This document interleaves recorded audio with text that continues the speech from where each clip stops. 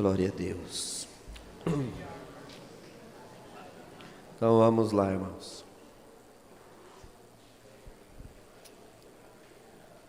Então vamos falar sobre o mundo. O inimigo da fé. Já expliquei o porquê. Já é um ponto superado da nossa exposição. Vamos adiante então, entender o que é o mundo.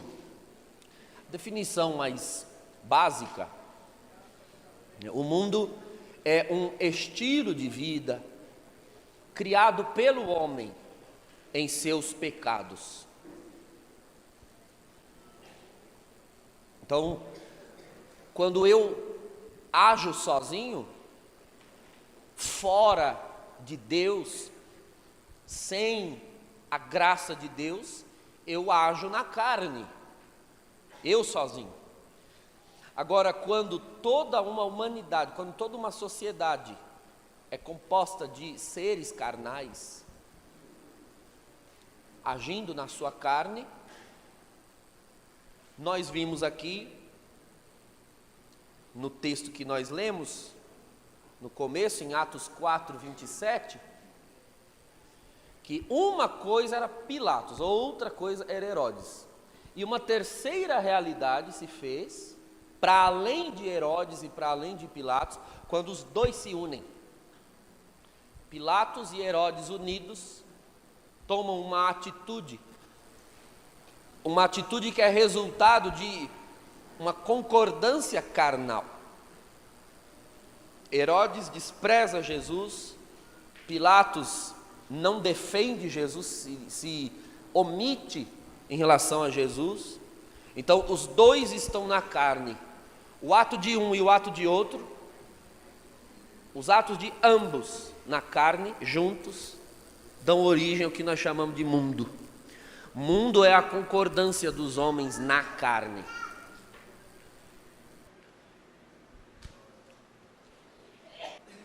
Então, para entendermos bem o nosso combate contra o mundo, nós não podemos ter assim uma ideia romântica de cristianismo, uma ideia que às vezes nós criamos, bucólica, adocicada, de cristianismo. O que é o cristianismo?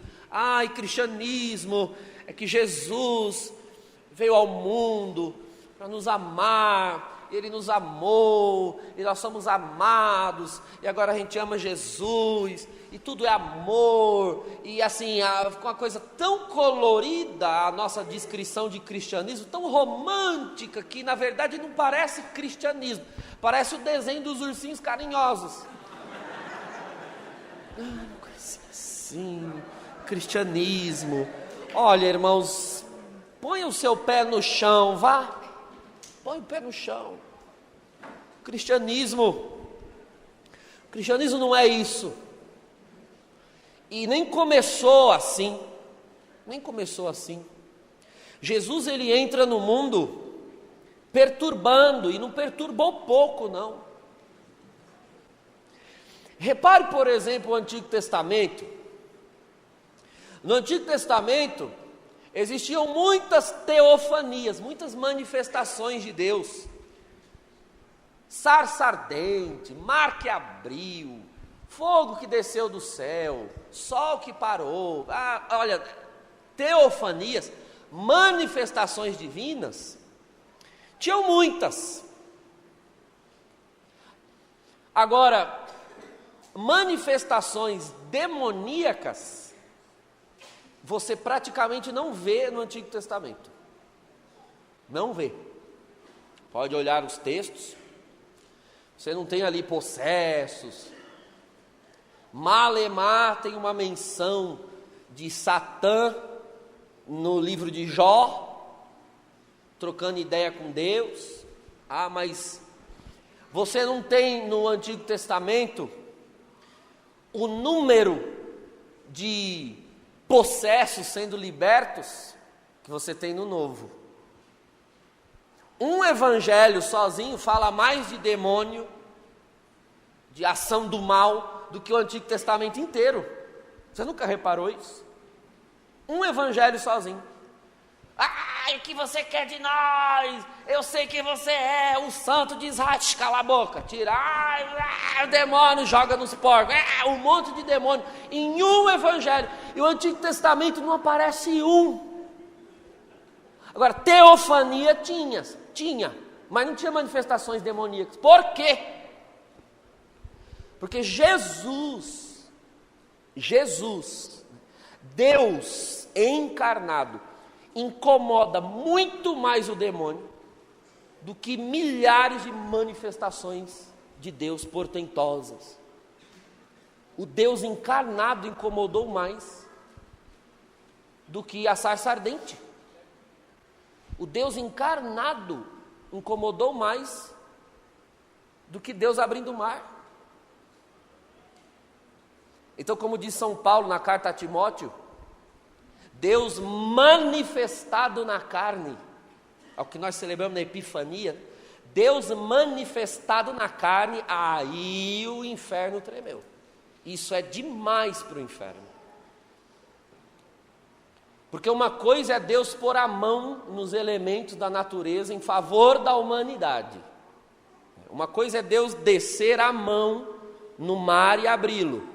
Descer a mão na sarça e acendê-lo. Outra coisa é Deus descer em pessoa e se tornar um ser humano. Ele não só desceu sua mão pelo ser humano, ele se fez um ser humano. Aí é demais, aí... Então nós temos muitas teofanias e quase nada de manifestação demoníaca. Por quê? Porque nada incomodou mais o príncipe deste mundo do que a presença de Jesus, do que a presença física, encarnada, material do Verbo de Deus. Ele já era o príncipe desse mundo quando Abraão foi eleito patriarca de uma multidão. Tatá estava lá, ele lembra? Não conta para o Reinaldo. Satanás já era o príncipe deste mundo, é o título que está no Evangelho de São João, príncipe deste mundo. Ele já era o príncipe desse mundo quando havia teofanias. Mas, quando uma pessoa, ela tem o comando sobre um lugar, ela tem o poder sobre o lugar, não é verdade? Ela não se desequilibra por qualquer coisa. Ela só se desequilibra quando algo oferece risco ao poder que ela tem. Não é assim? Se você tem uma empresa ou tem um comércio, você tem funcionários, bom, você é a autoridade ali. Você tem o comando sobre os negócios, sobre a gestão das pessoas. Então, um funcionário vai lá, faz uma besteira, você vai lá, corrige, ele faz outra, não resolve, você vai e manda embora. Não precisa você perder a razão, perder o equilíbrio, bater na mesa, dizer que manda. Você só se irrita mesmo para valer quando algo põe em risco o seu poder. Então, quando alguém lhe dá um prejuízo muito grande, quando há um risco de falência, quando você toma um calote. Agora, nada tira mais um comerciante ou um empresário ali do juízo, do prumo, do que alguém abrir uma concorrência do lado dele e uma concorrência mais forte do que a dele. Aí você quer ver o cidadão perder o sono, gritar com a mulher, gritar com os filhos, gritar com força. Aí ele perde totalmente o equilíbrio, porque alguém abriu uma concorrência poderosíssima. Aí ele começa a dar as caras, né, assim? Aí ele começa a ser mais agressivo no comércio, começa a dar desconto, ele começa a demonstrar a sua força, ele começa a ser mais aguerrido, porque ele corre risco. O risco faz alguém pôr todas as suas forças para fora, a manifestar todas as suas forças, porque manifestar as suas forças é a cartada final. Eu vou com tudo agora, e se agora não der certo, aí lascou. Não sei se você está entendendo a comparação que eu estou fazendo. Deus sempre operou teofanias na humanidade, o diabo quietinho na dele, aquilo nunca ofereceu a ele um risco. Agora, quando Deus se fez homem, ele começou a dar as caras, começaram a aparecer possessos. E por quê? Porque chegou uma concorrência para o diabo, chegou uma concorrência no mundo, que ele sabe, o príncipe deste mundo sabe, agora nós estamos ferrados. Ele olhou para os demônios, para a infernet dele, a rede de demônios, e disse, agora nós estamos ferrados, vamos para cima, toma todo mundo. Aí começou, aí possui um, possui outro, um monte de demônio, concorrência. Ele já era o príncipe desse mundo, ele não precisava dar tanto as caras assim. Nunca se ouviu falar tanto em exorcismo, em combate contra o mal, como na era cristã. Nenhuma religião falou tanto disso, nenhum judaísmo falava tanto disso. Porque é interessante a um inimigo que ele esteja, como é o empresário, ele fica no seu escritório, comandando as coisas dali. Ele só vai descer e pôr a mão na massa se realmente toda a força for absolutamente indispensável. Ele vai, desce, põe a mão na massa, vamos eu mesmo pôr a mão nisso daqui, porque a concorrência está grande e nós precisamos ir para cima. Jesus é a grande ameaça ao príncipe desse mundo, a ponto de a mera encarnação do verbo ter obrigado espontaneamente o demônio a dar as caras. O príncipe deste mundo se sentiu abalado, ameaçado com a vinda de Jesus. Então, o príncipe desse mundo, com a vinda de Jesus, acirra, aumenta a sua fúria. E ele começa a ser ainda mais percebido. A presença de Jesus, a irrupção, a aparição do verbo na história humana, na comunidade humana, isso atormenta o demônio. Além disso, irmãos, a postura de Jesus, os atos de Jesus, aquilo que prega o Senhor Jesus, o que sai dos lábios do Senhor Jesus e o poder manifestado no Senhor Jesus, começa a afrontar todo um sistema criado pelo demônio, que é o mundo, um sistema de pecado, é a definição que nós demos agora de mundo, um estilo de vida. Jesus traz um novo estilo de vida e começa a criar no poder do Espírito um novo sistema de vida, no qual o próprio Deus é atuante, é participante, é muito diferente do Antigo Testamento. No Antigo Testamento, Deus legisla um novo estilo de vida, legisla, por meio de Moisés, ele dá aos homens, para que os homens vivam.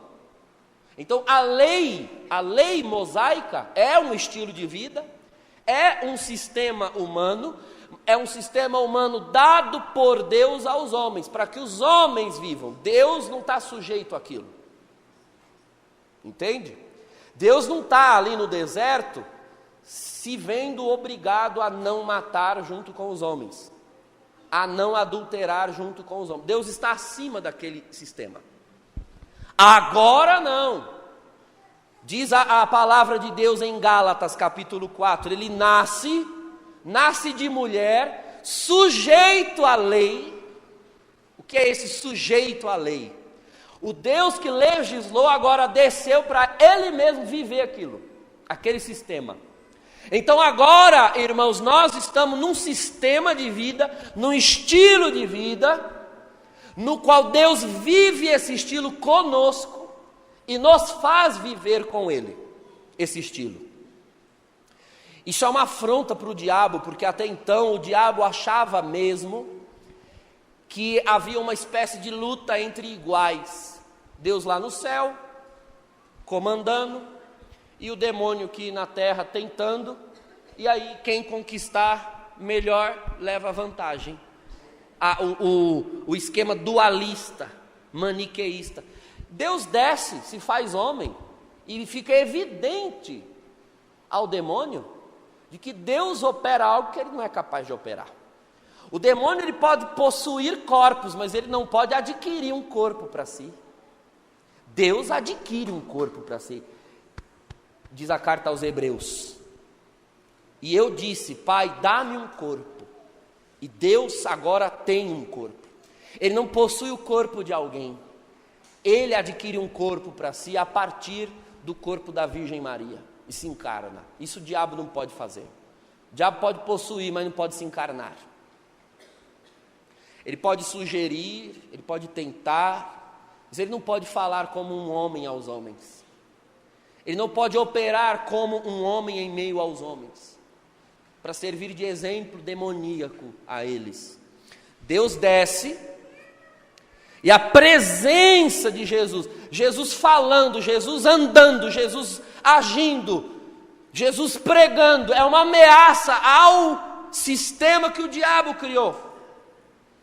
Por quê? Porque Jesus começa a seduzir pessoas, e essas pessoas começam a abandonar, a rejeitar o sistema que o diabo criou, o mundo. Tinha lá uma mulher, diz a palavra em Lucas 8, possuída por 7 demônios, uma mulher já toda sob domínio do demônio, vivendo no sistema do mundo. Aí aparece Jesus e ele tira essa mulher desse sistema e traz para ele. Tinha lá um outro homem que era corrupto, ladrão, cobrava os impostos e superfaturava esses impostos. Jesus aparece na casa dele em Jericó e diz: desce daí, hoje eu vou comer na tua casa. Entra na vida desse homem e Jesus tira esse homem de um sistema de pecado que era a corrupção em que ele vivia. O diabo começa a perceber que, na medida em que Jesus aparece na vida de seres humanos, esses seres humanos vão retirando as suas forças, que estavam até então empenhadas no mundo, e aí eles começam a empregar suas forças no sistema de vida, no estilo de vida inaugurado por Jesus. Vou usar novamente a comparação anterior. Se uma concorrência é aberta do lado da empresa, isso já é um risco. Agora, você quer terminar de começar a irritar mesmo o empresário, que já está irritado, com sangue nos olhos, é a concorrência ao lado conseguir fazer tal oferta de trabalho melhor, que os empregados começam a pedir as contas daqui para ir trabalhar lá, do lado. Quem era leal a essa empresa simplesmente vai ser leal a outra. Eu não sei se você já viu isso. No Brasil está difícil, né? Mas agarra um emprego enquanto tem. Mas você consegue imaginar se aparece alguém lhe fazendo proposta melhor? Bom, seu patrão tenta então aumentar o seu salário, tentar te segurar lá a todo custo, e aí vem o outro e faz uma proposta ainda maior. As pessoas brigando por mão de obra. Isso começou a acontecer. Chega Jesus e abre uma concorrência aberta ao mundo. E as pessoas começam a deixar o mundo, veja, deixar o mundo sem sair da terra, né? Então, o mundo é uma coisa, a terra é outra. Eu continuo aqui, neste mundo criado por Deus, mas eu já não dou adesão ao sistema de vida que os homens criaram, que eles achavam que era o melhor de ser vivido. Então porque eu era carnal, era uma pessoa como aquela mulher que na casa de Simão, o fariseu, se joga aos pés dele. Era uma mulher carnal, era dada à prostituição. Diz o Evangelho que ela era conhecida como pecadora na cidade. Era uma mulher carnal, estimulada no seu adultério, na sua prostituição, estimulada física e carnalmente ao pecado e pela ganância, por causa do dinheiro que aquilo lhe trazia. Até o momento em que ela vai aos pés de Jesus. Naquele momento, o mundo de prostituição, o mundo de ambição, perde uma mulher, porque ela vem para Jesus. Então o que começa a acontecer? Jesus começa a tirar o pecado do mundo. De que maneira? Tirando pessoas dele. O pecado está em mim, o pecado está em você. Cristo tira o pecado do mundo, tirando pessoas do mundo e trazendo para ele. Então, quando eu dou a minha vida para Jesus, o mundo perdeu mais um homem carnal, mais uma pessoa carnal. Por isso o diabo dá as caras, por isso começa a irromper a criatividade do demônio, por conta da concorrência do Cristo. Então, esse sistema que é o mundo, criado por São João, ele basicamente tem uma estrutura de 3 grandes vícios. Então vamos entender do que o mundo é feito. Do que o mundo é feito.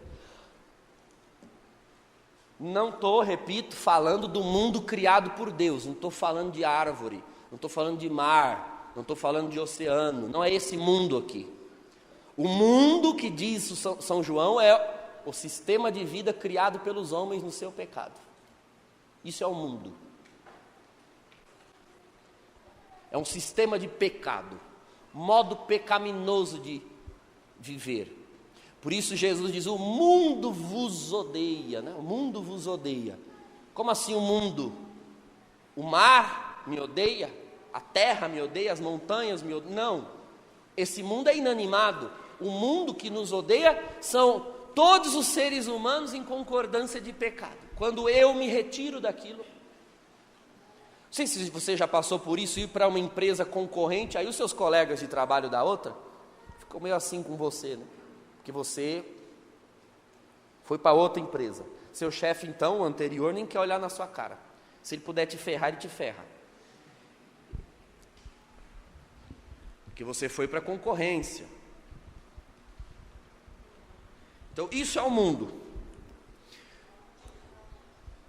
Vamos ver do que o mundo é feito. Está escrito na palavra, 1 João capítulo 2. 1 João capítulo 2.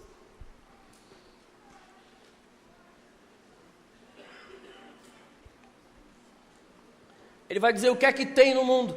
Tudo que tem no mundo basicamente se reduz a 3 coisas só. 1 João 2, 16.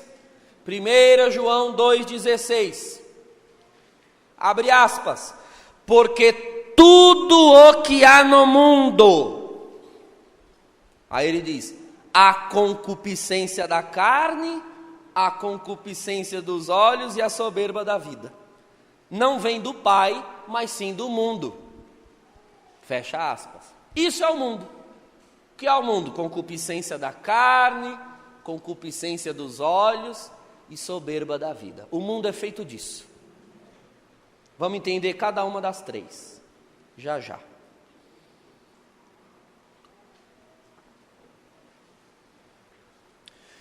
Eu dizia na primeira parte que tudo que é movido por algo. Ora, o mundo de pecado, o mundo em que nós estamos, e que é o mesmo mundo de onde nós fomos tirados e estamos a fim de tirar a gente de lá. É isso que Jesus está esperando. Nós não estamos num projeto missionário? Anunciar com coragem, até o primeiro inimigo da nossa salvação e por consequência é inimigo nosso também, o mundo. Parto aqui do princípio que você quer tirar gente de lá. Você saiu do mundo, luta contra ele e quer arrancar mais gente de lá. O cão está puto com você, que ele quer tirar a gente, você está querendo tirar a gente da empresa dele, do empreendimento dele, o empreendimento que ele está construindo desde a origem do mundo. Então ele contratou os primeiros gerentes, Adão e Eva, com uma lábia muito boa, e começou a colocar, a engordar os recursos humanos dele. E a raiva maior que ele tem de mim, de você, é que a gente nem pediu demissão, a gente simplesmente abandonou o trabalho e não quisemos receber nada dele. Não quero direitos do diabo, ele que engula tudo que é dele. Porque a proposta que nos foi feita é receber 100 vezes mais daquele que nos tirou de lá. 100 vezes mais está escrito. Aquele que deixar tudo no mundo por causa de mim, vai receber 100 vezes mais e no final a vida eterna. A gente abandona o trabalho, tranquilo, nem pede as contas. Nós nem fomos no RH, só se você foi, eu não fui. Eu trabalhei um dia no mundo e no outro dia eu simplesmente não voltei e nunca mais fui. Abandono de trabalho. Aí você quer ver um patrão ficar puto? É o camarada deixar lá o posto dele assim, ó. Nem pediu as contas, nem ficou de aviso prévio, nada. Foi assim comigo, será que foi assim com você? Você deixou ele irritado. Eu abandonei o meu lugar no mundo, fique com ele. Eu não quis mais. Eu era um bom funcionário no mundo. Um bom funcionário. Funcionário é uma outra palavra que nós damos para operário. A palavra diz os operários das trevas. Nós éramos operários das trevas. Nós estávamos a serviço do Senhor deste mundo, do príncipe deste mundo. Ora, todo príncipe tem um reino. Então este mundo que jaz no maligno, esse mundo que nos odeia, é o reino dele. Você liga a televisão, o reino dele está lá. Você entra na internet, você vê o mundo dele lá. Aliás, tem operários dele morando talvez na sua casa, que estão na sua parentela. Pessoas totalmente mundanas, pessoas totalmente carnais. Nós convivemos com elas, nós trabalhamos com elas, não mais o trabalho do mundo. Você trabalha lá no seu emprego, no seu trabalho. Nós estudamos no meio delas, na faculdade, na universidade, na escola. Encontramos com elas na rua. O mundo está aí, nós estamos no mundo, no meio do mundo. E o mundo é movido por essas três forças carnais, nas quais os homens são solidários, eu disse no começo. Para a concupiscência da carne, aí a gente se junta. Para a concupiscência da carne, a gente se junta. Para a concupiscência dos olhos, a gente se junta. Para a soberba da vida, a gente se junta. O mundo é assim. Você nunca vê uma pessoa carnal agindo sozinha. Ela tem os amigos do mundo, a galera do mundo, as pessoas do mundo. Eles andam em bando. E claro, o demônio fez isso, criar uma solidariedade entre os homens carnais, então a gente se junta para pecar, né? Que graça tem cair na pingaiada sozinho? Bom é cair na pingaiada com a galera e todo mundo beber junto. Que bebe junto, cai junto, vomita junto. Vomita um no sapato do outro. Que graça tem se drogar sozinho? Não, você vai lá, os nóia estão se drogando juntos. Então você tem um amigo de copo, o amigo da droga, Que graça tem ir na zona sozinho? Não, vou comer os truta. Vai todo mundo, cada um pega 2 negras, uma aqui, aí vai. Que é pra gente se incentivar mutuamente. Que graça tem ir no banheiro para ficar pensando mal de alguém sozinho? Não, você já viu mulher ir no banheiro sozinha? Elas vão em grupo. Que elas vão para falar mal de alguém. É o mundo. É o mundo. Onde está o mundo, irmãos? Onde está o mundo? Cadê o mundo? O mundo está onde existe 2 ou mais reunidos em nome do príncipe desse mundo, fazendo o que é a obra dele, agindo conforme o desígnio dele. Isso é o mundo. O mundo é o pecado carnal vivido em coletividade. O pecado carnal, ele é só obra da carne, enquanto sou eu. Se sou eu com você, aí já é mundo.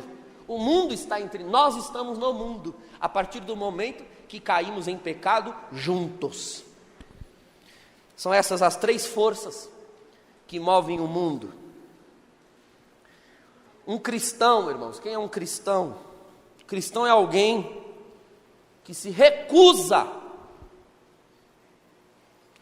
na medida em que vai cultivando a fé, é alguém que tomou uma decisão e ele se recusa a ser movido pelas forças do mundo. E se recusa, isso é um cristão. Essas forças, elas continuam atuando contra nós e em nós, mas eu me recuso, enquanto eu for vivo, a ceder a elas como estilo de vida, de novo. De novo não. Então essa é a primeira grande diferença entre um cristão e um pagão. Podem não concordar comigo, mas eu sou o defensor, junto com Bento XVI, foi Bento XVI que escreveu uma obra fabulosa, que já está traduzida para o português, Como Ser Cristão no Mundo Neopagão, é uma coleção. Temos que parar de ter medo de usar de novo essa expressão, pagão. Tem os cristãos e tem os pagãos. Não venha me dizer que é porque foi batizado quando era pequeno, que é cristão. Não é. A vida da pessoa diz se ela é cristã ou se ela é pagã. Tem pagãos no nosso meio. Tem pagãos na nossa casa. Tem pagãos na sociedade. Pagãos. Então qual é a diferença do cristão e do pagão? A diferença não é que os cristãos não pecam e os pagãos pecam. Infelizmente todos pecamos. Infelizmente. Mas a grande diferença é que nós cristãos, embora pequemos, não adotamos mais os pecados como estilo de vida. O pecado em mim é sempre uma queda, não é um estado permanente de vida. Não é mais. Deus até permite, porque Ele respeita a minha liberdade, Ele permite que eu caia em pecado, mas Ele deixa eu cair, mas Ele não me deixa mais dormir em paz, depois de pecar. A consciência nos acusa para sempre. Depois que o Espírito Santo entrou na tua vida, pecar você até peca, mas você não dorme mais sossegado depois de pecar. O pagão ali peca, dorme pecando, sonha com o pecado, acorda, peca de novo, está nem aí. Ele dorme em paz com o seu pecado. Nós não dormimos mais em paz se nós pecarmos, porque nós não temos mais paz no pecado. Nós temos prazer, porque o pecado dá prazer, mas nós não temos mais paz. Aliás, é o contrário. A gente paga o preço do prazer e recebe como salário, como produto, uma consciência pesada, uma alma pesada. Isso é um cristão. E a gente vai lá e se humilha diante do Senhor e pede perdão e recomeça. Quantas vezes for preciso, sem desistir. O mundo não faz isso. O mundo está na lama e quer provar para todos, inclusive para nós cristãos, que o melhor lugar para se estar é a lama. Nós não. A gente até enfia de vez em quando o pé na lama, mas sai correndo para lavar o pé. A gente não se conforma de ficar na lama. A lama não é o nosso lugar.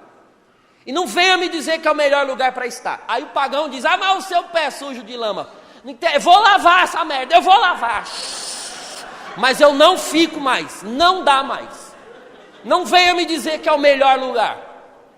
Não venha, não é mais. Entendeu a diferença? Não adotamos mais o pecado como estilo de vida, não dá. Atos de pecado nós temos, mas estilo de vida não dá mais. Aquele estilo, aquele modo de viver, não dá mais. Então, isso é o cristão, alguém que ele ainda sofre a influência dessas três forças, a concupiscência da carne, a concupiscência dos olhos, a soberba da vida, mas ele se aplicou a lutar contra as três o resto da vida. Isso é um cristão. Vou lutar contra essas forças, exercendo influência sobre mim, e inclusive vou atrás de que outros também queiram lutar junto comigo, contra essas forças. É meio frustrante do ponto de vista humano, porque nós vamos lutar até o fim contra essas forças e não vamos vencer nunca. Você acha mesmo, olha aqui para mim, você acha mesmo que você vai encontrar um dia nessa vida, que antes de morrer, você vai encontrar um dia que você vai olhar para si mesmo e dizer, venci, já não tenho mais nenhuma tentação, nem da carne, nem dos olhos, nem nenhuma soberba da vida, consegui, vivinho da Silva, só se você estiver em coma profundo numa UTI, profundo. Quantas pessoas não abandonam a fé, porque elas não entenderam que elas foram chamadas a uma vida de luta, e que a vitória não está nesse mundo, elas não entenderam. Então ela cansou de lutar, ela achou mesmo que ela ia lutar, e aqui mesmo já nessa terra, ela ia ter um dia que ela ia ter vencido já. Então o camarada saiu da pinga, aí lutou 1 ano, lutou 2, lutou 3, aí virou pregador, saía dando testemunho, Aí um dia ele cai na cachaça de novo, aí ele se recupera, se ergue, volta a dar testemunho nos grupos de oração, aí cai de novo. Aí chegou a hora, não adianta lutar, eu continuo com vontade de beber. Quer saber de uma coisa? Vou cair na cachaça de volta. E cai e vai. Ele não entendeu.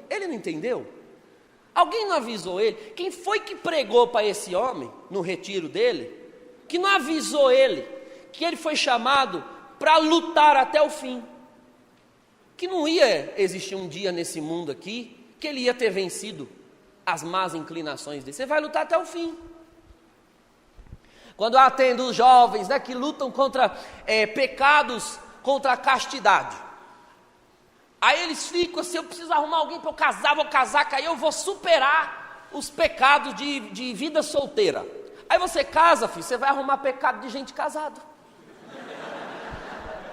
Tentações que você não tinha quando era solteiro. Então você quer deixar a vida solteira para vencer certas tentações, mas você se casa e você vai ter tentações que você não tinha quando era solteiro.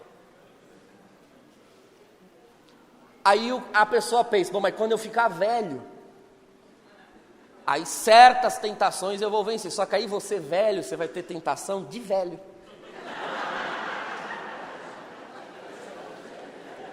Que velho também tem tentação. Passar raiva com o filho, raiva com o neto, aí a raiva vai vindo, aí vai querendo esganar, aí começa a ter raiva de si mesmo, porque aí quer fazer as coisas, o corpo já não ajuda, a saúde não dá, aí começa a ter raiva. Pecados, cada idade, cada fase da vida tem as suas tentações.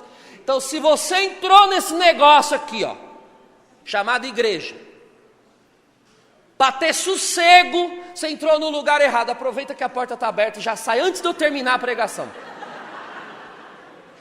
Porque se tem uma coisa que um cristão não tem nunca mais é sossego.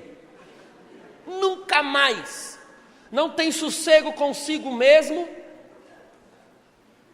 Porque o problema da carne é que ela vai aonde eu vou. O meu problema, o meu grande problema, Padre Douglas Pinheiro Lima, RG 3948716/X, o meu problema é que aonde eu vou, eu tô lá. Eu já tentei, cara, pegar um carro, eu vou lá para Pouso Alegre, mas eu cheguei aqui, quando eu cheguei aqui, eu cheguei junto.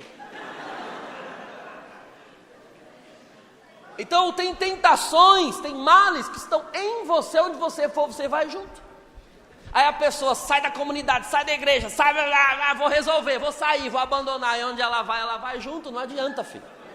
Não adianta. O mal está na nossa carne. E aonde você for, você encontrará também pessoas carnais, que também precisam lutar contra o mundo. Porque o mundo, ele surge onde houverem duas pessoas carnais, concordando. É assim. Uma vez eu cuidei de um caso, em que uma pessoa caiu num sério adultério, num outro estado em que ela morava. E aí ela disse, não, eu vim para cá, aí se mudou para São Paulo, vim para recomeçar a minha vida. Então, deixou lá a amante, separou-se da esposa, era casado só no civil, não era uma pessoa casada na igreja, mas se converteu, falou, eu vou zerar a minha vida. A mulher abandonou ele, porque ele botou o chifre nela, ele deixou a amante, deixou a mulher, foi começar a vida de novo. Então, veio para a igreja, começou a buscar a Deus, se casou, e aí começou de novo a sofrer tentações das colegas de trabalho, das irmãs de igreja, que o cara era bem apanhado. E aí ele disse, puxa padre, mas eu larguei lá o meu estado e vim para cá para recomeçar, e agora eu estou tendo as tentações todas de novo. Eu disse, meu filho, porque primeiro que você veio, e junto com você veio você, junto. Então quem era o adúltero? O adúltero era você. Onde está aquele adúltero? Lá do estado onde você morava, está aí dentro. Está em Efésios capítulo 2, está escrito, há um homem velho e um homem novo lutando dentro de você. Então aquele adúltero, você pensa que ficou lá onde você morava? O adúltero veio aí, pegou avião junto com você, fez mala junto com você e está morando aqui em São Paulo. Eu disse para ele, está morando aqui. Se você não tomar cuidado, o adúltero sai de novo. E mais uma vez, você vai soltar de dentro de você Barrabás, o bandido, o assassino, ao invés de soltar Jesus, o homem novo. O que é que você solta? Você vai soltar o quê? O mundo vai ver sair de dentro de você o quê? Solta Barrabás, desgraçado. Você quer soltar? Eu disse, como foi que aquele adultério onde você morava começou? Não foi com conversinha fiada? Não foi com assédio? Então, filho, as mulheres que estão aqui são feitas da mesma carne mijada que as mulheres de lá foram feitas. A mesma. As mulheres vão dar em cima de você aqui também. Então não pense que mudando de lugar você resolve os problemas. Porque o pecado está onde estão as pessoas. O pecado surge ali, o mundo surge ali. Então, eu disse a ele, você tem de ser um cristão, alguém que ainda sofre as influências dessas forças, a concupiscência da carne, a concupiscência dos olhos e a soberba da vida, mas você não pode admitir ser controlado por elas. Então o cristão se recusa. De que maneira? Que eu me recuso a permanecer no mundo. Na medida em que eu cultivo, exercito a virtude da fé. Se nós estamos falando de mundo, como é que eu combato o mundo? Exercitando, robustecendo a fé. A fé é a virtude teologal que se antepõe ao mundo. O mundo diz algo, mas a minha fé diz outra. Então eu preciso ouvir a minha fé, dar ouvidos à minha fé. Aquele não é lugar para mim. Esse não é comportamento para mim. E como é que eu robusteço a fé? Como é que eu fortaleço a fé? Como é que eu exercito a virtude da fé? Por meio da oração, por meio dos sacramentos, por meio da busca da palavra, por meio de uma crescente conformação do meu intelecto à vontade de Deus. A fé não atua na razão, nós falamos de razão e vontade. Então a fé atua na razão. Você precisa fortalecer a tua razão com coisas celestiais. Com coisas celestiais. Com uma constância maior do que aquela com a qual o mundo bombardeia a sua razão, porque o mundo bombardeia a sua razão. O mundo tem os seus canais. Você quer ver as atitudes do mundo, as posturas mundanas? Então você vê, por exemplo, vou dar um exemplo. Você vê nas mídias sociais, nas redes sociais. Você gasta tempo vendo aquilo, assistindo aquilo, lendo aquilo, o tempo todo. Aquilo vai entrando na sua mente, na sua razão. Se você não fortalece essa mesma mente, essa mesma razão, com pensamentos da fé, aqueles pensamentos do mundo vão tomando você. Vão tomando você. Então, por exemplo, a moça foi abandonada pelo namorado. Abandonada. Aí ela já compra um pacote de paçoca, 2 tabletes de chocolate, 1 litro de coca. Aí ela liga no Netflix e põe filme romântico. E de fundo ela deixa tocando o quê? Bee Gees, Henrique e Juliano. Fica tocando lá. E ela vai chamando a fossa. Ela vai cultivando aqui. Você já está ferida, abandonada, com saudade, apaixonada. Aí fica alimentando. Com o filme do mundo, a música do mundo. Veja que em si mesmas são inofensivas. O problema é o contexto em que você se apresenta. Está fragilizada. Está chorosa. Aí comendo chocolate, comendo paçoca. E fica lá curtindo a fossa. Aí depois vem dizer para os irmãos da igreja que está depressiva, que quer se matar, que quer desistir de tudo, que não tem força para orar. Claro, ao invés de fortalecer a tua mente, a tua razão, com coisas celestiais, você fica alimentando a sua fossa.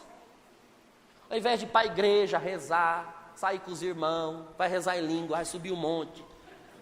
Faz alguma coisa para Deus. Pega essa tristeza toda, canaliza, joga. Não, fica lá curtindo. Aí vai procurar que as amigas do mundo, que ajuda a falar mal do namorado que deixou ela. Fica alimentando aquilo. Alimentando. Dando comida para o pecado, ele vai crescendo. Dando comida para o mau sentimento. Se algo do mundo está atuando na sua razão, você precisa fortalecer a tua razão no sentido oposto, com pensamentos opostos. Se você não tem uma leitura espiritual, não busca ouvir palavras espirituais, então a sua mente vai se enfraquecer. Não adianta você saber o credo de cor, se ele não é um alimento na tua mente. Olha, eu tinha um amigo muito, muito querido, muito próximo, muito cristão. E logo ele fez o doutorado dele em História, na USP, passou num concurso, um concurso que foi nacional, mais de 100 doutores concorreram a 2 vagas na Unicamp, Universidade em São Paulo, e ele passou em segundo lugar, tinha 4 vagas, de 100 ele passou em segundo, um homem intelectualíssimo. E aí foi dar aulas, começou a dar aulas de história, Então ele nutria a alma, a razão dele com aquelas leituras, só aquela literatura. E a palavra de Deus foi ocupando cada vez menos espaço, a vida de oração cada vez menos espaço. Em pouquíssimo tempo ele já não tinha mais fé cristã. Era um caro servo de Deus. Mas ele se deixou absorver por aquelas literaturas. Então hoje já não vai à igreja, já não serve a Deus, deixou a profissão, deixou a carreira tomar todo o espaço da vida dele. O mundo o absorveu. Ele virou um delinquente, um bandido? Não, aí é que está. O mundo não é simplesmente virar um bandido, um delinquente, um assassino. Tem pessoas boas e que justamente porque são boas acham que não estão no mundo, mas estão. Serve a Deus? Não. Busca a eternidade? Não. Busca os sacramentos? Não. Ah, mas não está fazendo mal para ninguém. Então, só para ela mesma. Talvez vocês que são lideranças já tenham feito a experiência. É mais difícil converter uma pessoa boa que não serve a Deus do que um bandido, safado, delinquente. Que o bandido, safado, delinquente, macumbeiro, sem vergonha, e você mostra para ele a desgraça que ele se tornou e ele enxerga. O problema é a pessoa boa, humanamente boa. Eu sou honesto, sou trabalhador, eu não preciso ir na igreja. Você vai falar o quê? Ela realmente é boa, é honesta, é trabalhadora. Aí ela acha que ela não precisa das coisas espirituais. É muito mais difícil. Ela está no mundo. Ela é mundana, ela é carnal, ela está fechada em si mesma. Ela depositou confiança nas próprias virtudes humanas, nas próprias forças. Dificílimo, irmãos. E mais, às vezes essas pessoas estão trabalhando, ganhando bem. Olha aqui, olha, se Deus tivesse preocupado comigo, se Deus realmente quisesse que eu fosse na igreja, Ele não estava me abençoando tanto aqui. Eu tenho trabalho, eu tenho carro, eu tenho casa, e ela não vai à igreja. É um dos grandes problemas que nós enfrentamos no hemisfério norte. Eu tenho viajado muito, irmãos. Estados Unidos, Europa, e você certamente acompanha pela mídia. A fé cristã está acabando nesses lugares, está acabando. E por quê? Porque são lugares de um IDH, um estilo de vida tão bom, que as pessoas acham que elas não precisam de Deus. Eu não preciso. Quando que um jovem nos Estados Unidos vai sentir que precisa ir na igreja? Ele sai da escola, presta um vestibular, passa em 5, 6 universidades no país, federais, todas, de graça, ele não vai precisar pagar. Ele escolhe a carreira que ele quer ter, ganha bolsa, nunca passou necessidade, nunca vai passar, ele acha que ele não precisa de Deus. É mais difícil pregar o evangelho nesses lugares do que na África, por exemplo. Está todo mundo morrendo de fome, e uma tábua de salvação que você oferecer, ele pega. Você leva o pão e a palavra, e a pessoa come o pão, bebe a palavra e aceita o evangelho. Por isso, o melhor destinatário para o evangelho é o pobre, diz a Escritura, o pobre. Porque quando a pessoa está assim lascada mesmo, ela quer uma esperança. Aí você dá o evangelho, ela agarra e vive. É uma beleza pregar para o pobre, numa favela, na periferia, com a pessoa lascada. Agora, tenta pregar num condomínio de luxo, tenta, mas o evangelho genuíno. Meu sonho, eu ainda vou fazer isso. Vou tirar um dia um ano assim de missão, um ano sabático, vou pregar lá na Noruega, onde ninguém quer saber de cristianismo, porque tudo vai muito bem, obrigado. É difícil. Como que você vai trazer essas pessoas para o evangelho, se elas acham que não precisam? Porque tudo vai muito bem, muito bem. Pregar nos Estados Unidos, sabe quanto que é o salário mínimo dos Estados Unidos? Equivale a 3 mil reais, o salário mínimo. Equivale, né? Dá alguns, quase $1.000. Irmãos, o mundo está aí. O mundo tem as suas seduções. Aqui no Brasil, como a gente está tudo lascado, não tem dinheiro, o estilo de vida não é dos melhores, então o mundo tem outras estratégias. Aí é o prazer, é a farra.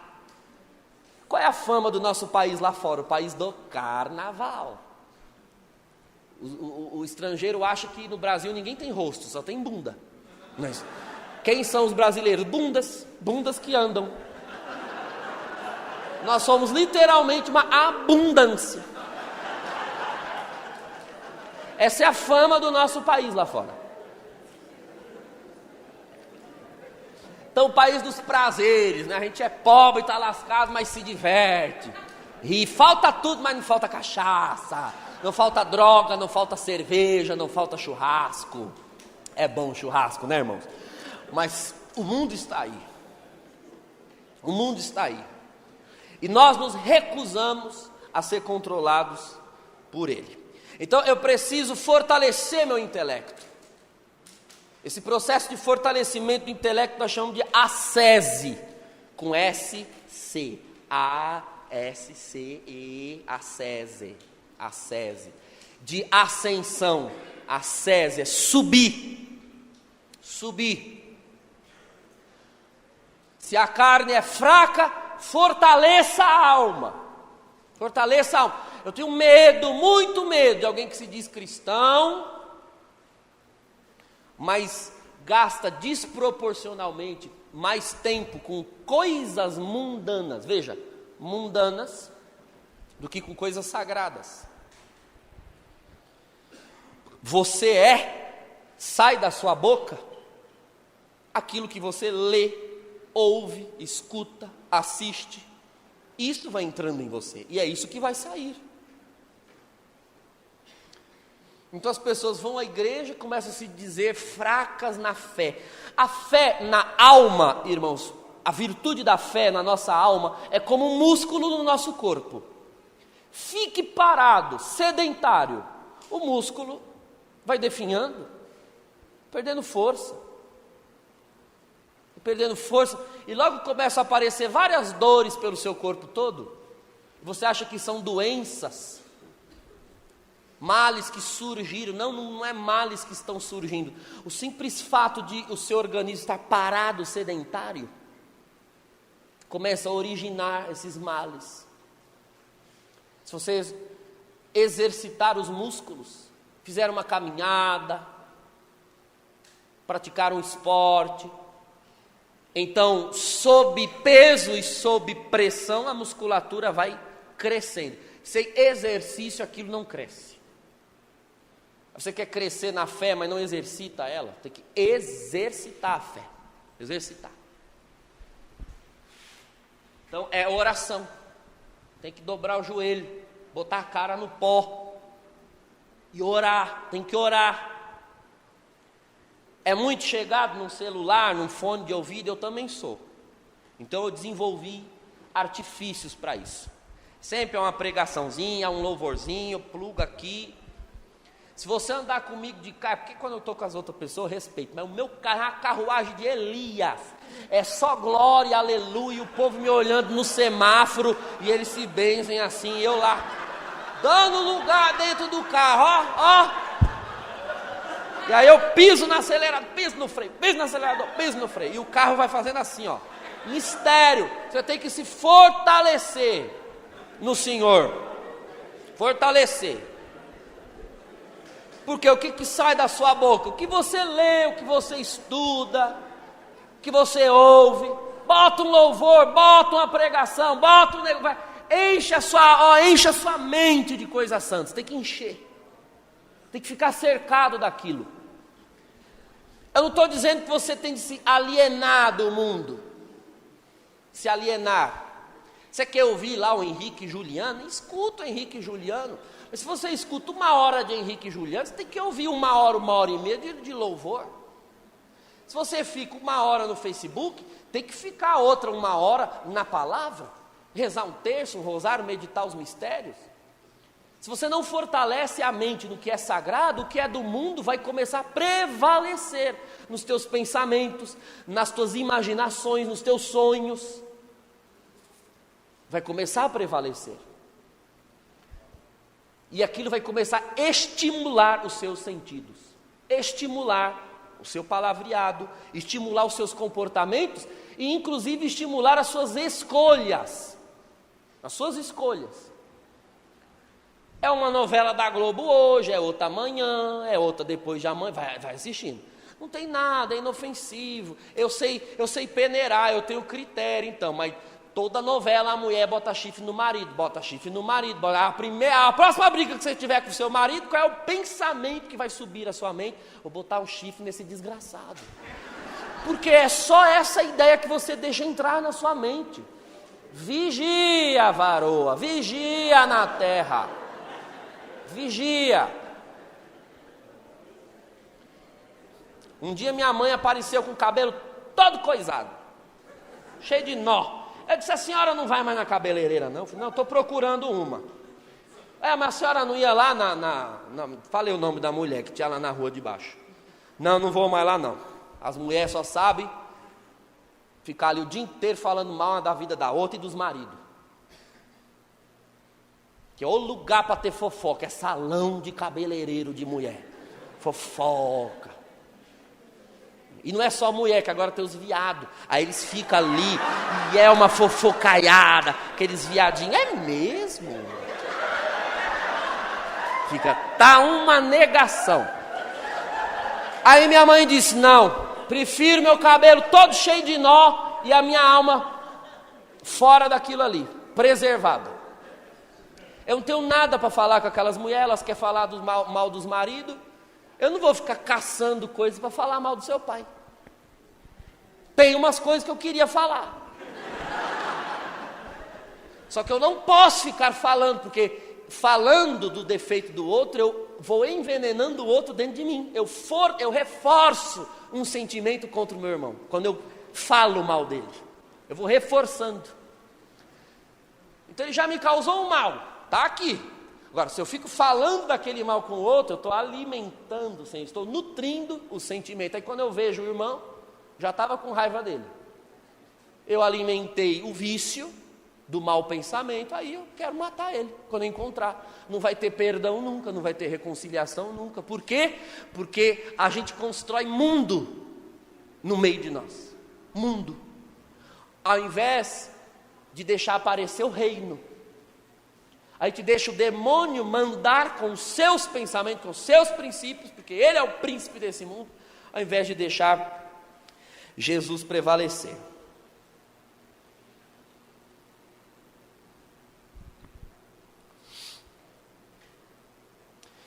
Então a pessoa que não procede assim, irmãos,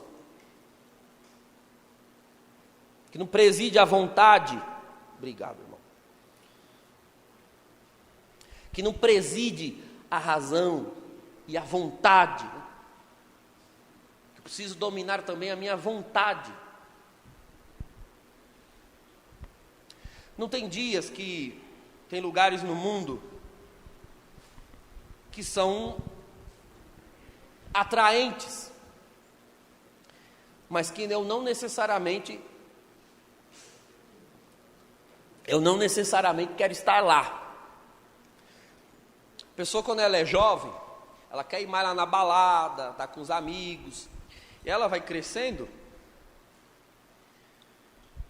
ela não necessariamente se converte, mas ela vai adquirir outros hábitos mundanos, porque aqueles são de uma fase determinada. Ela gostava de ir na balada para beijar todo mundo na boca, agora ela prefere ficar no salão de cabeleireiro fofocando das amigas. Muda o ambiente, mas não muda o sistema mundano. Eu preciso fortalecer com a ascese racional a minha vontade e me determinar a fazer dos meus ambientes que fortaleçam a minha fé e não ceder aos estímulos mundanos. A oração, um dos recursos que eu mencionei como forma de fortalecer a fé, ela nem sempre é apetecível, nem sempre eu tenho vontade de orar. Mas a vontade, irmãos, ela é presidida pela razão. Então eu sei que devo orar, mas eu não quero. A vontade não deixa. Ora, mas quem é que preside em você? Quem preside é a fé. A fé tem de presidir. E a fé atua aqui.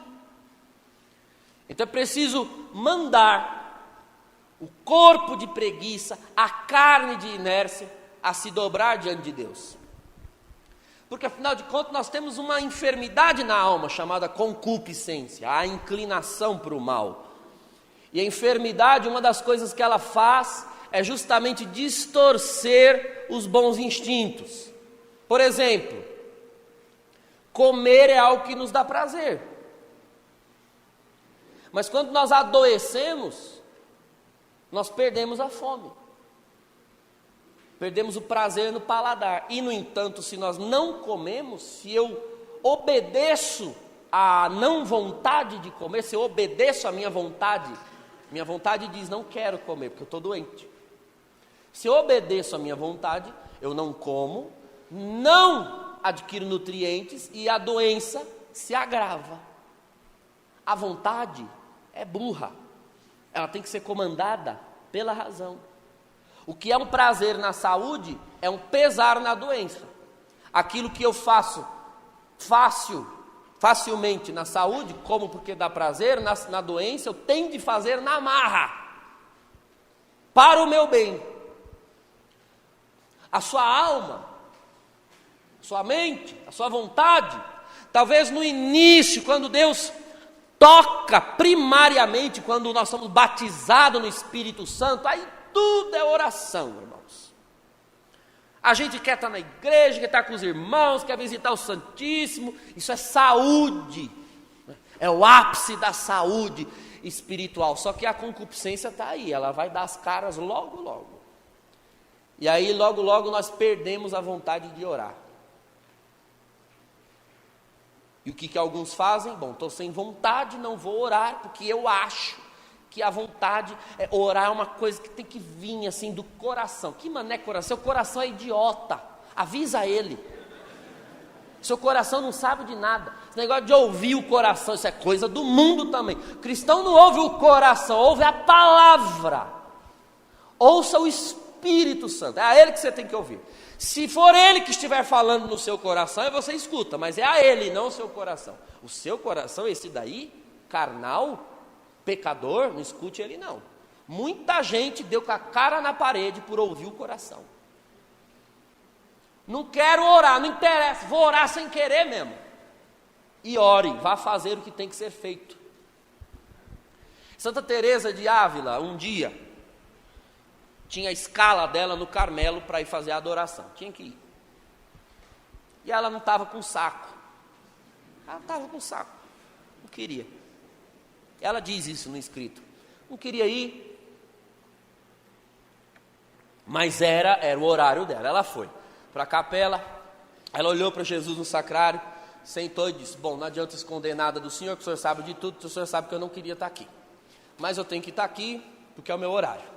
Então, para eu poder ficar aqui, o Senhor não se incomoda, mas eu vou contar os tijolos da parede. E ela ficou o horário todo de adoração dela contando os tijolos da parede. Passou isso daí. Aí deu o horário, tocou o sino para trocar a irmã. Ela, graças a Deus, saiu da capela. Ela não queria estar na capela. Não adianta você enganar. Você quer enganar quem? Você quer enganar a mim, você pode enganar. Você pode enganar. A Deus você não engana. Tem dia que você vai e você não quer estar lá. Tem dia que eu vou na missa, a missa é de corpo presente. O meu corpo está lá, mas a minha alma é a verdadeira missa de corpo presente.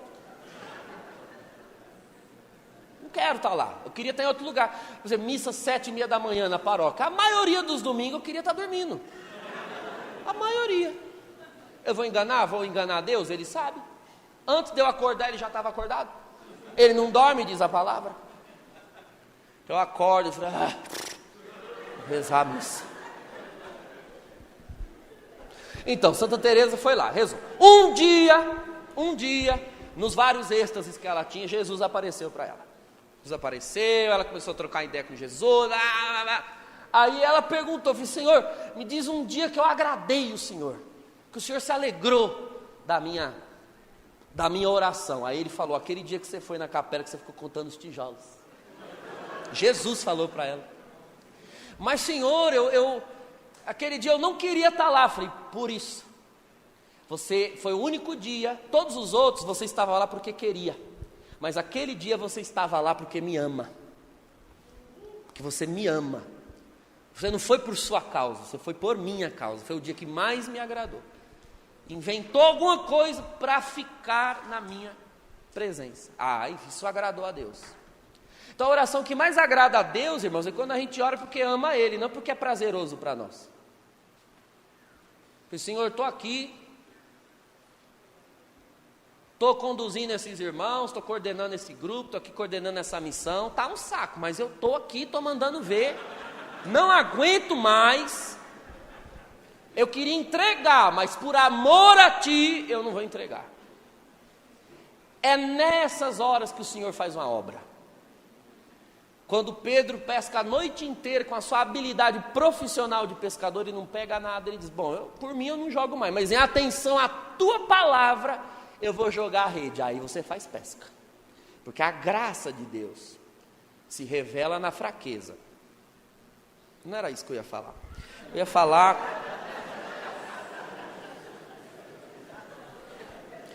se eu não determino a minha vontade, se eu não determino as minhas forças no que é espiritual, então eu, que sou um ser humano e que preciso ser movido por algo, porque tudo que se move é movido por algo, é preciso que eu saiba de uma coisa: se eu não me fizer mover pelo Espírito Santo, deixando que Ele presida a minha razão pela fé e as minhas vontades pela esperança e pela caridade, se você não der a Ele o controle para que Ele te presida, você dá a Ele o controle na oração, nos sacramentos, na palavra, você vai dando controle a Ele. Está dando controle. Se você não der, você vai continuar sendo movido. Pode ter certeza, mas já não será pelo Espírito Santo. Quando eu não dou o governo nas mãos do Espírito Santo, eu volto automaticamente a ser movido pela concupiscência da carne, pela concupiscência dos olhos e pela soberba da vida. Ainda tem aqui, deixa eu ver, mais 15 minutos. Dá tempo de falar sobre a concupiscência da carne. Nós já vimos que a carne, o que é a concupiscência da carne? A carne, na verdade, é o que? A alma. É a alma. Não é o corpo. Só que é a alma de tal maneira apegada ao corpo e estimulada pelo corpo que ela virou tão carnal quanto o corpo. Embora a alma seja espiritual, ela já não se comporta como uma realidade espiritual, ela se comporta como se ela fosse de carne. De tal maneira apegada ao corpo e aos apetites do corpo. Então a alma se torna carnal. É como o cisne que se comportava como um pato, porque convivia no meio dos patos, né? Segundo a historinha. Até o dia que descobriu que ele não era um pato, ele era um cisne. Então, nós nos comportamos dessa forma. A alma se comporta dessa forma. A alma reside no corpo. E de tal maneira reside no corpo que ela vai sendo influenciada pelo corpo, pelos desejos do corpo, os prazeres do corpo, e a alma se torna tão carnal quanto o corpo. Então, a carne é isso, a alma influenciada pelos prazeres do corpo. Então, essa alma, ela começa a mover a pessoa rumo à satisfação sensorial, a satisfação dos sentidos, como eu disse na primeira pregação pela manhã. A alma começa a desejar, junto com o corpo, o prazer sensorial imediato. A luxúria, que vai levar a pessoa ao sexo desregrado, à fornicação, à prostituição, ao homossexualismo, à masturbação, ao adultério. Mas eu não tenho só o apetite sexual, tenho outros. Tenho o apetite apetecível, a gula. Então é a gula que vai levar a pessoa à bebedeira, ao uso de drogas, à glutoneria. O que é a pessoa glutona? A pessoa que ela vive em função dos prazeres do alimento. O ser humano é um dos únicos animais na obra criada capaz de se destruir com o alimento. Eu usava muitos animais como comparação nas minhas pregações. Falei, gente, será que eu estou falando alguma besteira? Eu vou adotar uma cachorra, adotei.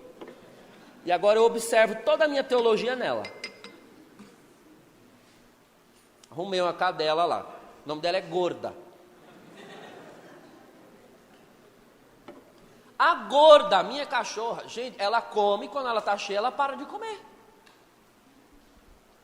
Para de comer. O ser humano é o único animal que já cheio não para. Não para. E a gente gosta de comer o que faz mal. Que o que faz mal é que é bom. Aí, ó. Faz mal é que é bom. Nós somos capazes de nos destruir pela boca. Nós somos capazes. Há quem prefira a morte física do que educar o paladar no alimento. Então, glutoneria. Mas nós temos outros prazeres. A inércia também causa prazer. Então, são os 3 primeiros apetites da carne: a luxúria, a gula e a preguiça. O excesso do sono. O excesso do sono. Vou dormir mais um pouquinho. Ai, acho que eu vou dormir. Ah, não tem nada para fazer, vou dormir. E vai dormindo. Tem pessoas que, olha, a vida vai embora e ela não viu a vida passar porque ela estava dormindo. Todos nós, viu, irmão, se não vigiarmos. Eu comecei a reparar que eu tinha um monte de sonhos, de projetos, de coisas, as coisas não aconteciam. Senhor, consigo fazer as coisas. Eu queria escrever um artigo, queria dar uma palestra, eu queria gravar um negócio. Aí o Senhor falou, acorda mais cedo, larga a mão de ser preguiçoso. Você não acorda cedo. Senhor, eu não gosto de acordar cedo, então vai dormir mais tarde. Fica acordado, vai fazer o que tem que fazer. Eu preferi ficar acordado até mais tarde. Mas que eu tinha que abrir mão de alguma coisa, eu tinha. Esse é um dos grandes, essa é a chave da vitória trazida pelo Cristo.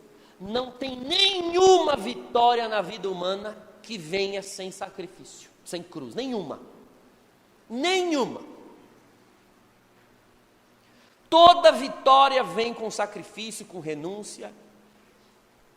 Depois que eu comecei a dar aula em faculdade, eu comecei a reparar isso nos alunos. Os alunos vinham com dúvidas, queriam saber as coisas. Professor, explica isso. Eu explicava, eu dizia, olha, tem um livro que fala melhor sobre isso, esse aqui. Esse aqui, aquele lá, olha, leia sobre isso. Aí eu ia perguntar, então você leu o livro que eu indiquei? Não. Então como que você quer saber se você não lê? A pessoa quer saber, mas ela não quer aprender.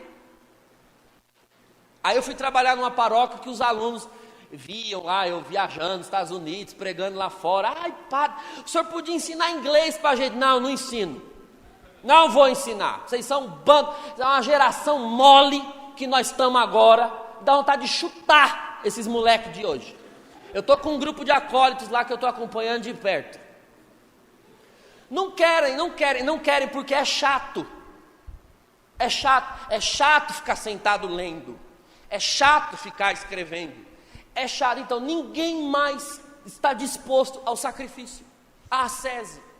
Quer saber o inglês, mas não quer sentar e ferir da bunda na cadeira e estudar o inglês. Você quer saber como? Vai deitar em cima de um dicionário. E o inglês, olha, era o meu sonho. O meu sonho era pegar os livros, pôr na cabeça e tudo que está escrito, não funciona assim. Era o meu sonho, eu até sonhei uma vez que estava fazendo isso.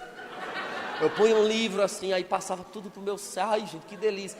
Eu fiquei tão triste quando eu acordei que eu vi que era um sonho. Então, mas não funciona assim. Não funciona assim.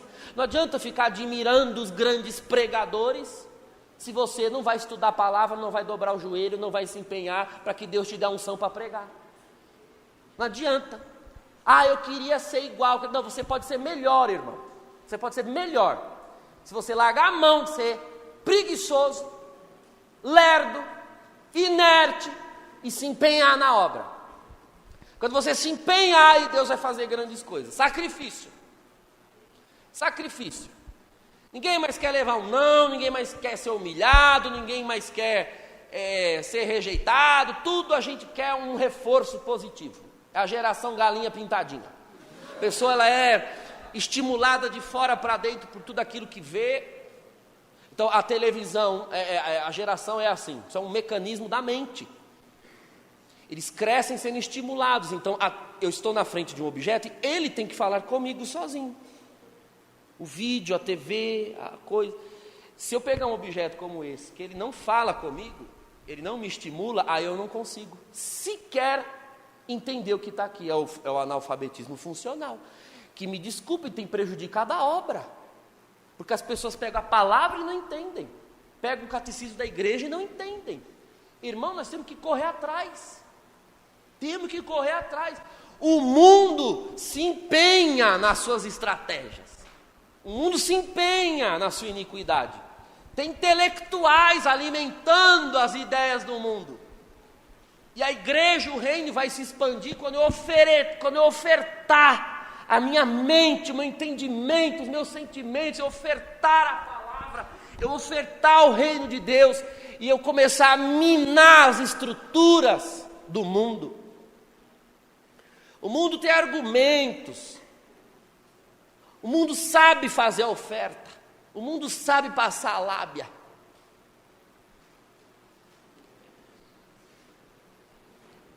Então a concupiscência da carne, irmãos, ela começa a comandar a pessoa. Por quê? Porque ela não preside mais as vontades à luz da palavra. Porque a sua razão não tem força para isso. Porque a fé não foi fortalecida para nutrir a vontade, para nutrir a esperança, para nutrir a caridade. Então eu vou obedecendo não às vontades espirituais, mas às vontades carnais. Agora, a concupiscência dos olhos. Os olhos aqui, irmãos, não são estes aqui, o globo ocular.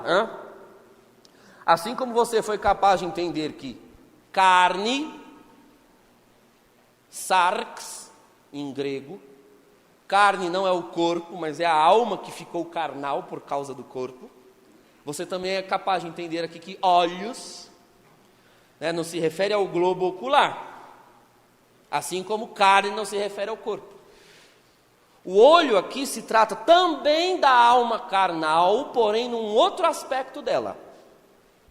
É a alma carnal que, embora carnal, não deixou de ser alma. E a alma humana foi criada por Deus com uma insaciável vontade de conhecer. Nós temos uma insaciável vontade de conhecer, uma necessidade de saber das coisas. Nós somos assim, vou dar exemplos. Já, estou primeiro dando a definição. Nós somos pessoas estimuladas por novidade, curiosidade, conhecimento, informação. Nós gostamos, causa um prazer. O saber causa um prazer. Se auto-observe aqui, em algum momento, de manhã ou agora, durante a palestra, eu disse algo que você não sabia, que você aprendeu assim, que foi novidade. Quando você adquiriu esse conhecimento, você não abriu um sorrisinho assim, fez assim, e cutucou alguém. Isso causa um deleite interior, não causa? Você saber, você adquirir um conhecimento, adquirir uma informação que antes não estava aí, causa um deleite. Porque a nossa alma humana foi feita para isso. A concupiscência da carne, ela pende a nossa tendência animal.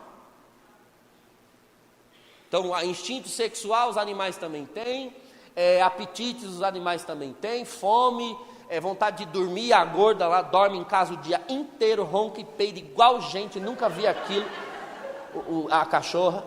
Então, a concupiscência da carne pende aos instintos do corpo. Agora, a concupiscência dos olhos, não. Ela é eminentemente humana. Só o ser humano é assim.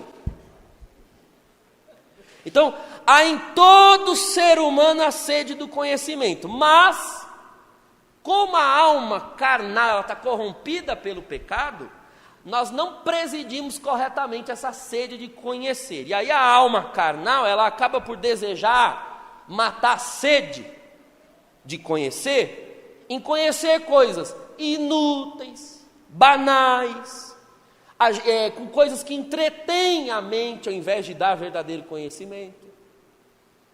Nós somos um ser que faz o que os animais não fazem. A gente se entretém com o que é sensacionalista, com o que é fútil.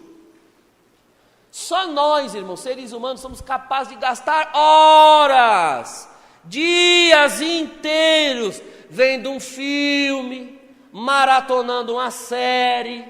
A gente é capaz de ficar ali, olhando uma trama, a sede de conhecer, a sede de saber o que vem depois, o que vem depois, o que vai acontecer, e agora, e agora? Primeira vez que eu assisti uma série, eu fui orar a Deus, viu, irmão? O negócio vicia. Eu queria saber, meu Deus, eu quero saber o que vai acontecer. Aí eu tive que parar para ir rezar uma missa de corpo presente, porque minha cabeça estava no Netflix, para assistir a série. Eu falei, meu Deus, o que é isso? O sangue de Jesus tem poder. Concupiscência dos olhos. Você não sabia que tinha esse nome? Esse é o nome. Se você não vigiar, se você não tomar cuidado, aquilo destrói um dia da sua vida, tira você das suas responsabilidades, tira você da oração, tira você da igreja. Você vai inventar uma desculpa para não servir a Deus, porque você quer ver o próximo episódio do bagulho. É forte, irmãos, é forte. Eu não estou dizendo que você não possa ver. A pergunta é: você tem a mente, a razão fortalecida na fé para não deixar aquilo sugar você? É difícil, irmão, é estreito. É estreito. Quando primeiro eu vi o Vikings, assisti lá. Aí me viciou. Aí eu já ia para a missa pensando no Ragnarok, nos negócios. Aí depois eu fui ver o The Walking Dead. Aí só tudo eu vi um zumbi, uma coisa, o povo matando defunto. Depois eu vi Game of Thrones. Então, irmãos, eu tive que disciplinar. Aí me molhei tudo. Tive que me disciplinar. Não, se eu quero ver isso daqui, o horário é esse aqui. O horário é esse aqui. Aí o episódio acaba de um jeito que é para puxar você para ver o próximo. Não vou ver, o horário é esse aqui. Só vou ver no outro dia. Disciplina. Você precisa ser senhor, senhora dos seus desejos pela fé. Sem disciplina ninguém é discípulo, porque uma palavra está ligada à outra. Disciplina é para discípulos. Um discípulo é aquele que se aplica à disciplina do seu mestre, do seu Senhor. O horário é esse daqui. A igreja é muito sábia, ela nos ensina isso. Como santificar o dia? Tem a liturgia das horas, que nós, sacerdotes, os religiosos, fazem promessa de rezar. E os leigos também podem rezar, toda a igreja pode rezar. Tem horário para oração de manhã, horário para oração no meio do dia, horário para oração no fim da tarde. Tem de ter disciplina, porque se não tiver horário você não reza. Não fica à mercê da sua vontade, não faça isso. Então peguei o grupo de jovens, peguem seus celulares agora, bote na parte do relógio, alarme. Vocês vão pôr para despertar, 10 da manhã, 2 da tarde, bote aí, eu fui dando os horários. A hora que esse satanás desse celular despertar, vocês vão fazer oração, essa daqui, aí dei. Vamos fazer. Não quero saber. Se estiver no meio do shopping, vocês vão parar, vocês vão no banheiro, você entra na privada e reza. Vocês vão em qualquer lugar. Disciplina. Disciplina.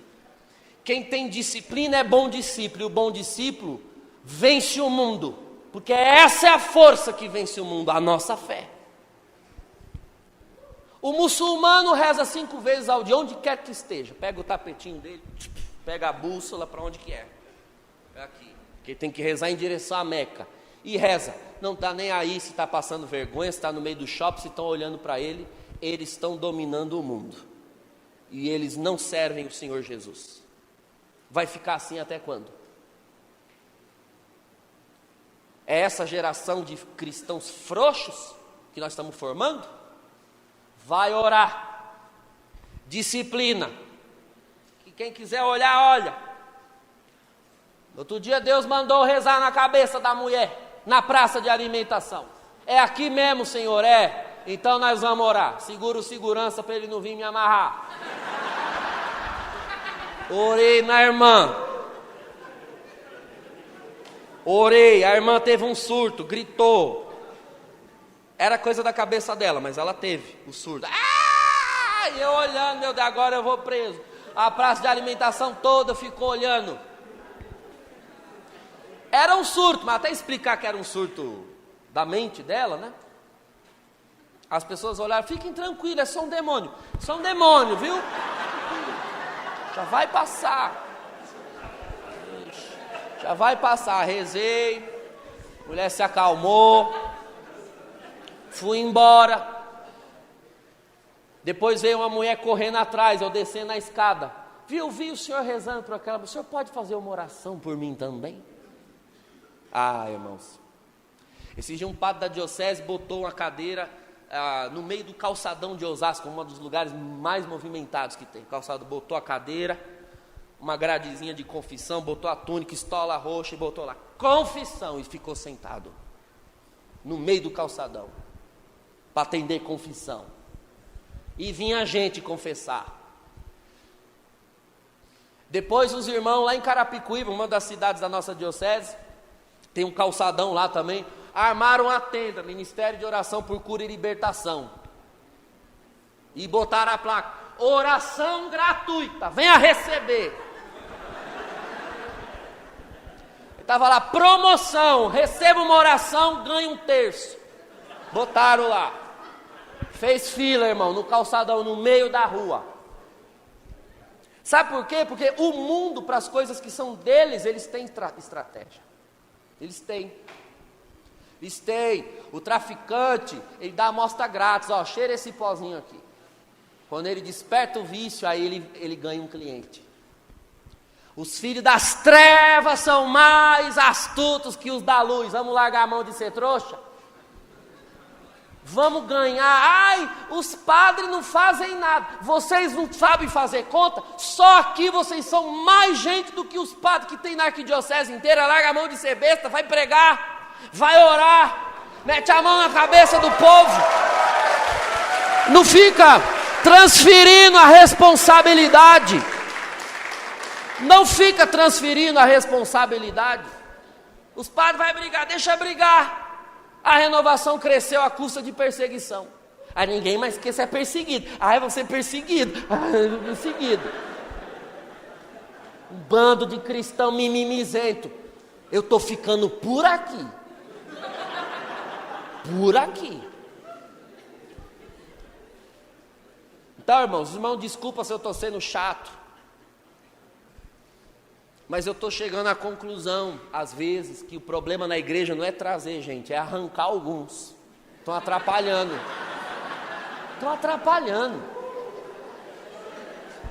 Ai, vão falar. O mundo vos odeia. Vão odiar, sempre vão odiar. Você está preocupada com a perseguição que vai vir ou com o justo juízo do Eterno que vai cobrar? Vai cobrar. Eu quero me apresentar de mão limpa. Senhor, até na praça de alimentação eu orei. O Senhor não me venha deixar eu do lado de fora aqui. Pode abrir esse negócio. Abre aí. Por isso, irmãos, que a palavra diz, numa das cartas de Paulo, a palavra nos julga. O juízo ele já é antecipado pela esperança. A virtude da esperança nos julga. Eu espero o céu. Eu tenho de olhar os meus comportamentos de discípulo, de missionário, e ver se eu estou fazendo por onde merecer misericórdia no julgamento.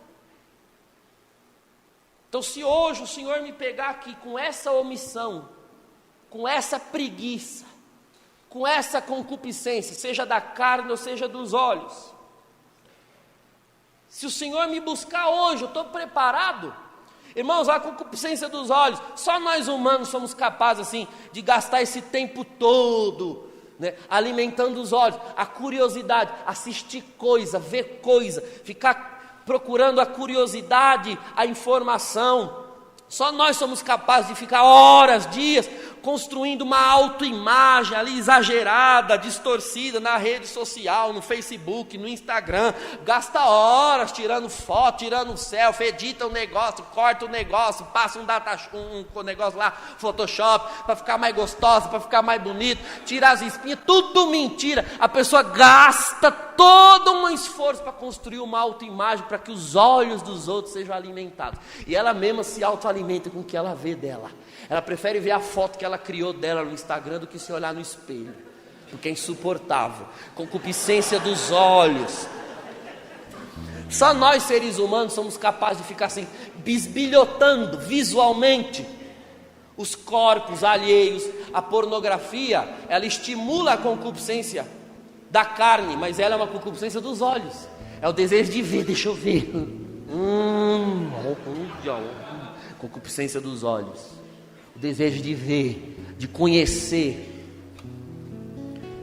as vidas alheias, e fica lá gastando tempo em reality show, A Fazenda, Big Brother, concupiscência dos olhos. Bom, à noite nós vamos ver a soberba da vida e falar um pouco sobre a natureza do nosso combate. E amanhã nós vamos para o demônio, estudar o demônio. Vamos ficar de pé, irmãos, vamos orar a Deus.